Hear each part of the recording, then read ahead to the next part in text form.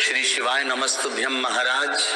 आप सभी लोग जानते हैं कि इस बार साल का सबसे लंबा चंद्र ग्रहण लगने जा रहा है और ये चंद्र ग्रहण होली के दिन ही लग रहा है। इस वजह से होली को लेकर भी लोगों के मन में यह असमंजस की स्थिति है कि होली किस दिन मनाई जाएगी और होली का दहन किस दिन होगा।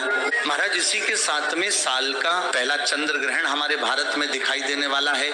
इस वजह से इसको लेकर और बड़ी चिंता लोगों में दिखाई दे रही है। महाराज, इस बार होली के रंगों के साथ आसमान में एक अलग सी हलचल भी देखने को मिलेगी और इस बार लोगों को होली खेलते समय एक डर जरूर रहेगा कि कहीं इस चंद्र ग्रहण का असर हमारे ऊपर ना हो जाए।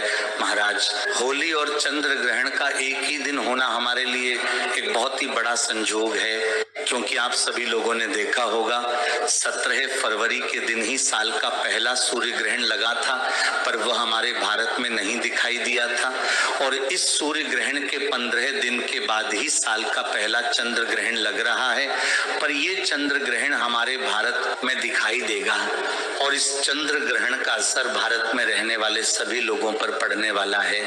महाराज, अब हम सीधा मुद्दे की बात करते हैं कि इस बार आपको होली कब मानना है और होली का दहन कब है। होली का दहन 2 या 3 मार्च कब होगा और रंगों वाली होली 3 या 4 मार्च कब खेली जाएगी। इसी के साथ में होली के दिन चंद्र ग्रहण किस समय दिखाई देगा और इसका सूतक काल कब से शुरू होगा और इस दौरान आपको क्या सावधानियां रखनी है। वीडियो शुरू करने से पहले आपसे एक निवेदन करेंगे कि अपने सारे काम को छोड़कर सिर्फ 5 मिनट इस पूरी जानकारी को सुन ले, ताकि आप इस बार होली अच्छे से बना पाए और चंद्र ग्रहण का आपके ऊपर कोई असर भी ना हो।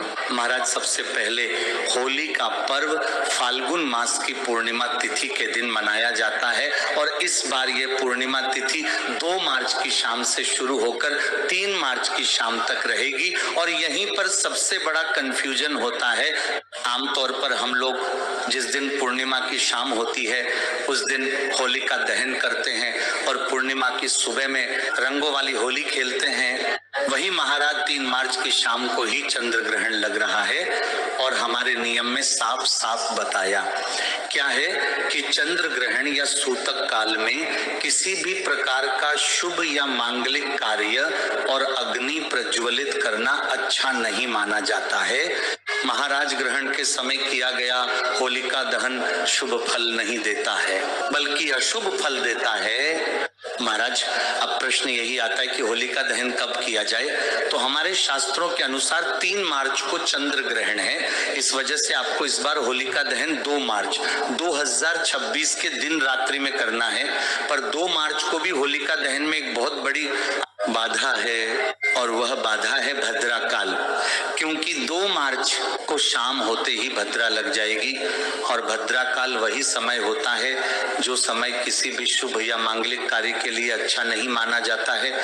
इसलिए होलिका दहन का सबसे शुभ मुहूर्त 2 मार्च को देर रात 12:50 से शुरू लेकर देर रात 2:02 तक रहेगा। देखा जाए तो यह समय 3 मार्च की रात्रि का होगा, इसलिए समय का ध्यान रखें। यह 1 घंटे 12 मिनट का वो समय रहेगा जब भद्रा काल समाप्त हो चुकी होगी। महाराज, अब हम जानते हैं कि रंगों वाली होली कब खेली जाएगी।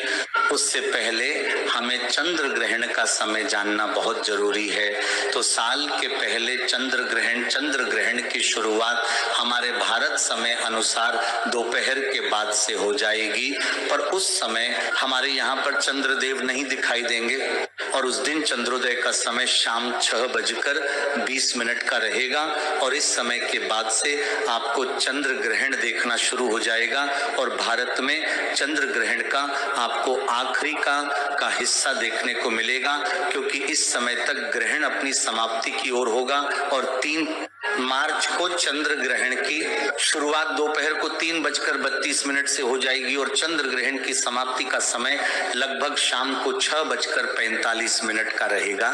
महाराज, हमारे भारत में यह ग्रहण सिर्फ 20 से 25 मिनट के लिए ही दिखाई देगा, पर यह हमारे भारत में दिखेगा इसलिए इस चंद्र ग्रहण के सारे नियमों का आपको पालन करना होगा।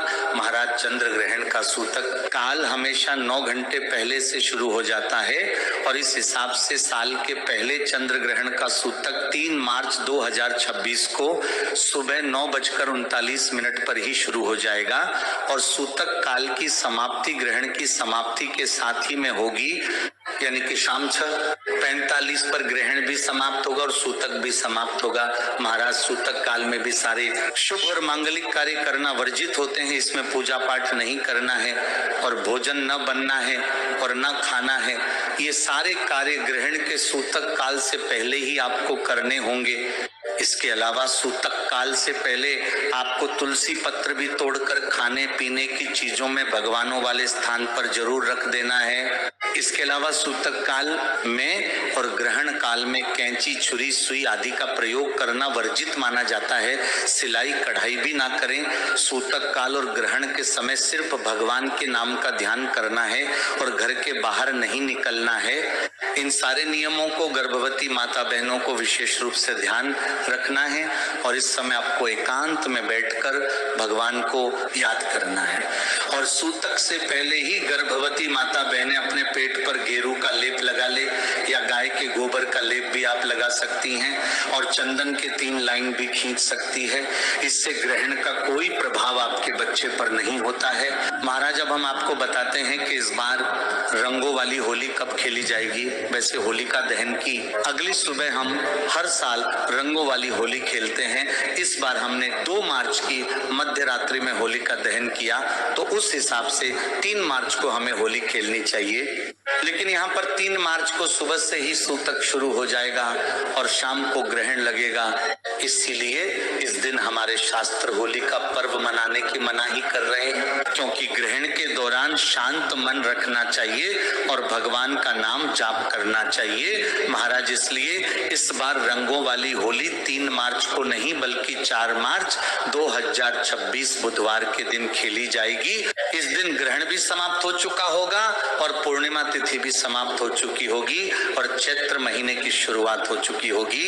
इसलिए इस बार पूरे भारत में 4 मार्च को ही रंगों वाली होली खेली जाएगी। महाराज, अब हम जानते हैं कि ये चंद्र ग्रहण कहाँ कहाँ दिखाई देगा।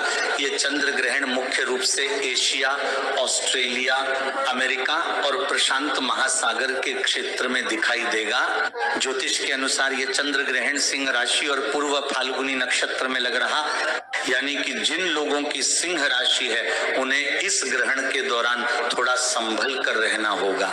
महाराज, अब 3 मार्च को जैसे ही चंद्र ग्रहण की समाप्ति होगी तो उसके बाद आपको कुछ नियमों का पालन जरूर करना है।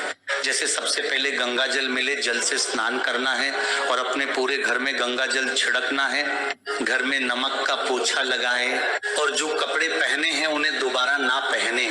महाराज, इसी के साथ में अगर आप लोगों को होलिका दहन की राख से कोई उपाय करना है या प्रसाद लेना है तो उस जगह पर आप 3 मार्च को ग्रहण के सूतक काल से पहले होली की राख को उठाकर ला सकते हैं और प्रसाद भी ग्रहण कर सकते हैं। तो उसकी तब आप महाराज, चंद्र ग्रहण के दौरान भगवान का नाम जाप करने का हमें कई गुना बढ़कर फल मिलता है। और चंद्र ग्रहण की समाप्ति के बाद ऐसा नियम है कि दान पुण्य करने से हमारे ऊपर चंद्र ग्रहण का कोई असर नहीं होता है और हमें इस दान पुण्य का कई गुना बढ़कर फल मिलता है।